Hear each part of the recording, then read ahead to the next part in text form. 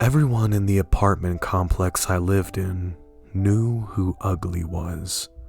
Ugly was the resident tomcat.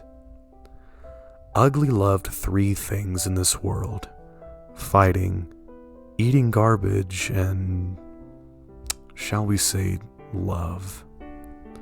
The combination of these things, combined with a life spent outside, really took its effect on Ugly. To start with, he only had one eye, and where the other one should have been, there was a gaping hole.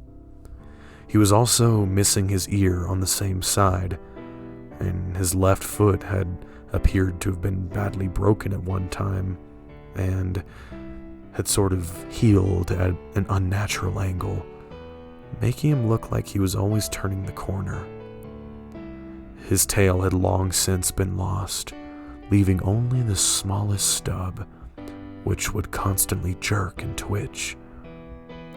Ugly would have been a dark gray tabby striped type of cat, except for the sores covering his head, neck, and even his shoulders with thick, yellowing scabs.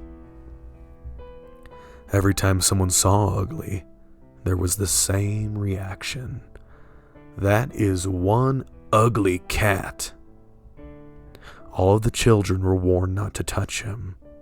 The adults threw rocks at him, hosed him down, squirted him when he tried to come into their homes, or shut his paws in the door when he wouldn't leave.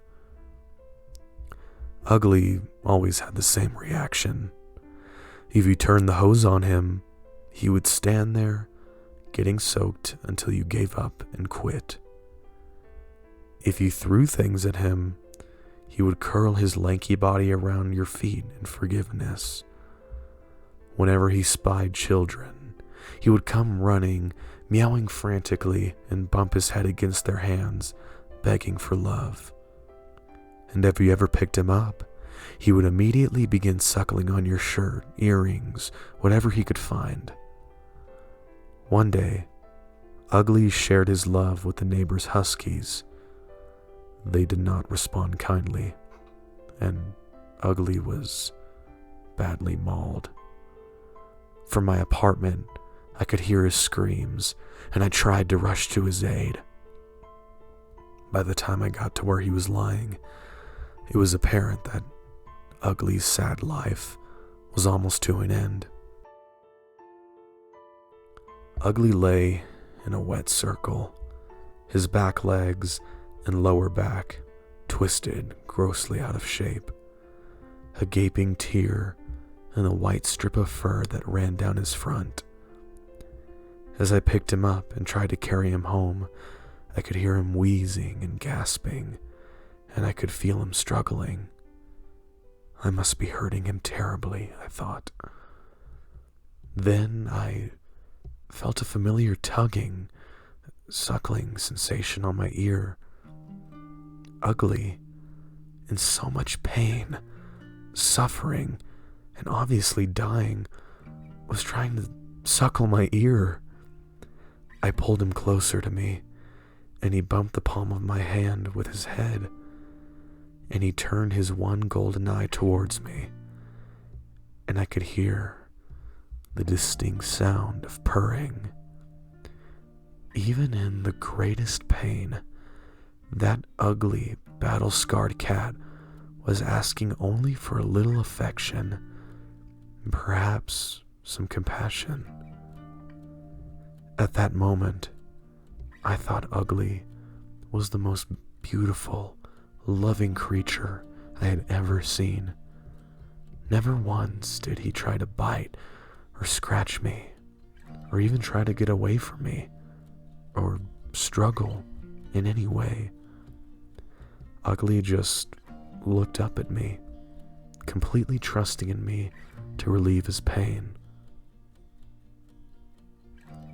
Ugly died in my arms before I could get inside. But I sat and held him for a long time afterwards, thinking about how one scarred, deformed little stray could so alter my opinion about what it means to have true pureness of spirit, to love so totally and truly. Ugly taught me more about giving and compassion than 1,000 books, lectures, or talk shows ever could, and for that, I will always be thankful.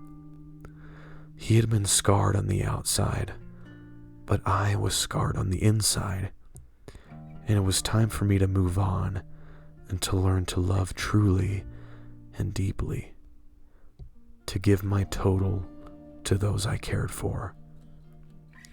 Many people want to be wealthier, more successful, well-liked, or beautiful. But for me, I will always try to be ugly.